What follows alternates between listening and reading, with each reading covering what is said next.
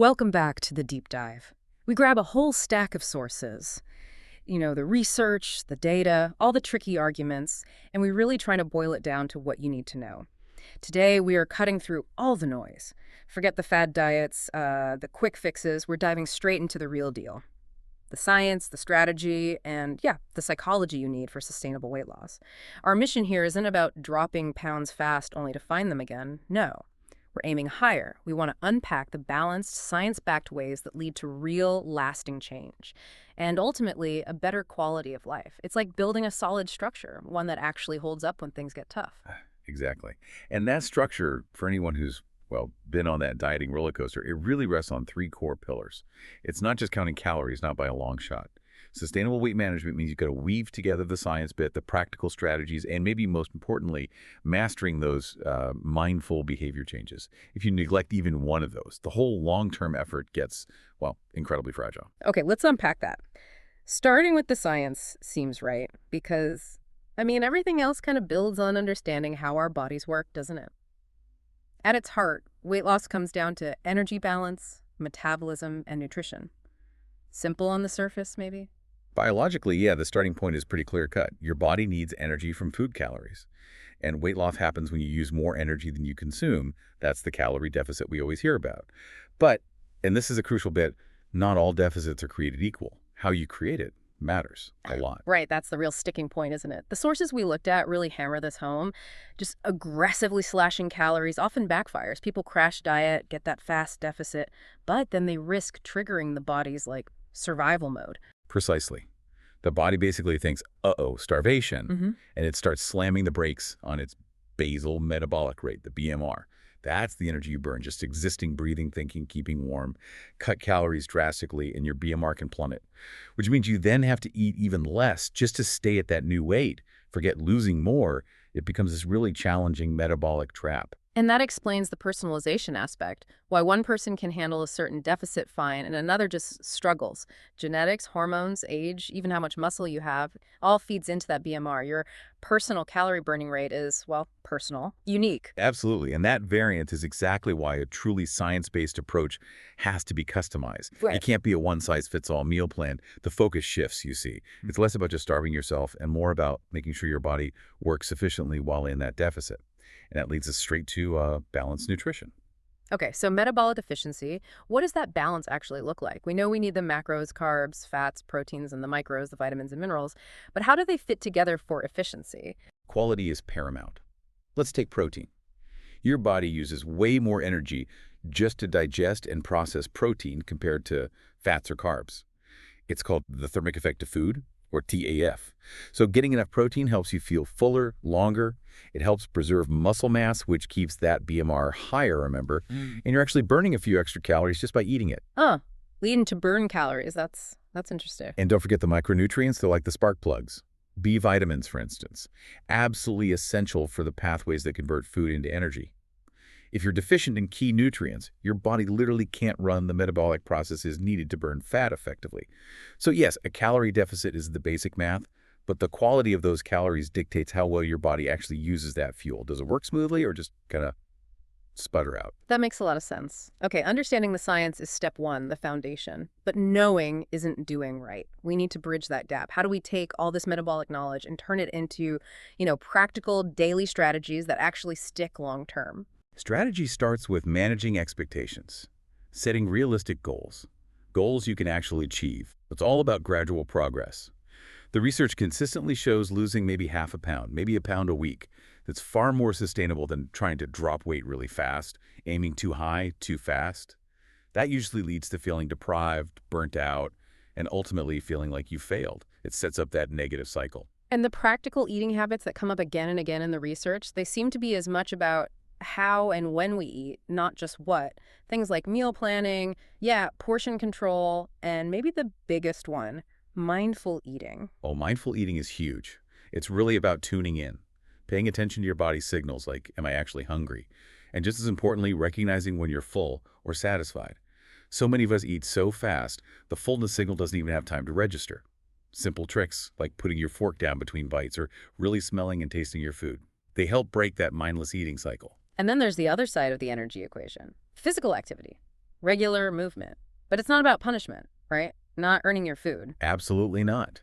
The strategic angle here is tailoring it, finding activity that fits your capabilities and, crucially, your preferences. If exercise feels like pure torture, guess what? You won't stick with it. It doesn't matter if it's intense interval training or just getting consistent daily walks in. The key is finding movement you can sustain, maybe even, dare I say, enjoy. Consistency will always beat short bursts of intensity over the long haul. Okay, and here's where strategy gets really interesting, touching on things people often brush off as minor details. Sleep quality, stress management, even just drinking enough water. The sources really emphasize how much these impact weight and metabolism. They're not just nice to haves. No, they're foundational. It's largely hormonal. When you're constantly stressed or sleep deprived, your body pumps out cortisol. That's the stress hormone. And cortisol tells your body to store fat, especially around the middle. But even more directly, think about appetite. Skimp on sleep, and your body ramps up ghrelin, that's the I'm hungry hormone, while suppressing leptin, the hormone that says, okay, I'm full. Wow, so you wake up exhausted after a bad night's sleep, and your body isn't just tired, it's chemically wired to crave junk food. Your own hormones are basically sabotaging your goals. Exactly.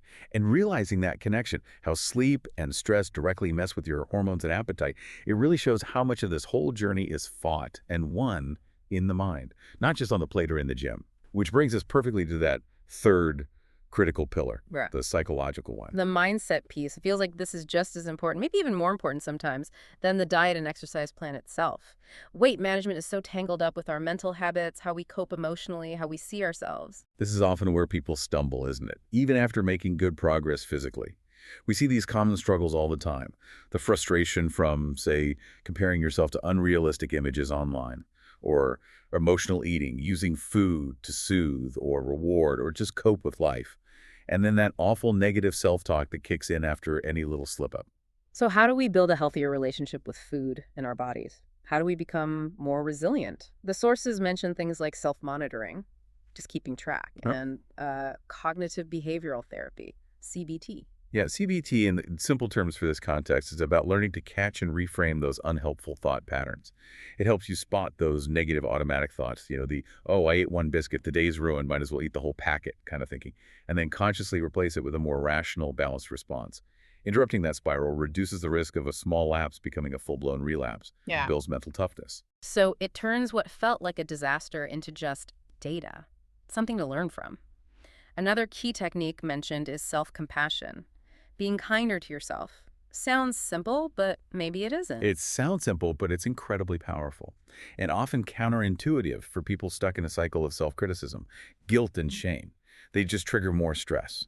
And we just talked about what stress does hormonally and encourages weight gain. Self-compassion isn't about letting yourself off the hook entirely. It's about acknowledging setbacks are part of being human, choosing to learn from them, and getting back on track without the self-flagellation.